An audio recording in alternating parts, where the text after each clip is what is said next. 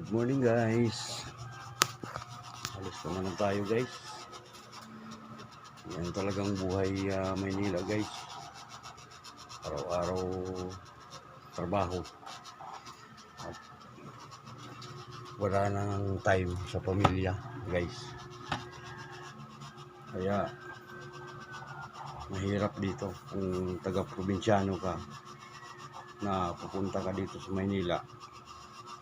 Kailangan pagdating mo dito may trabaho ka agad, kasi dito guys mahirap magtambay dito sa Maynila guys, lalo na kung wala kang pagdating mo dito, wala kang kamag-anak, wala kang tirahan.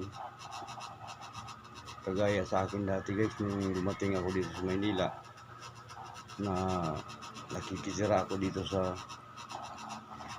Maharlika Village.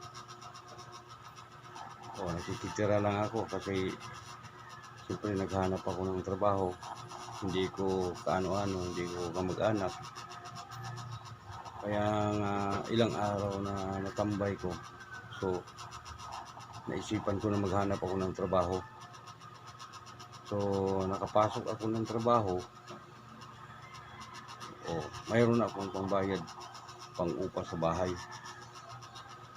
pambayad sa tubig. Ayan guys, hindi na ako ng problema.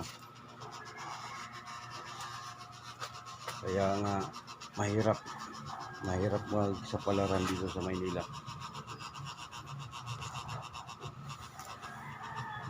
Yun lang guys, salamat sa panonood. Huwag niyong kalimutan na i-like and share yung aking video para updated kayo araw-araw. Thank you guys, bye bye.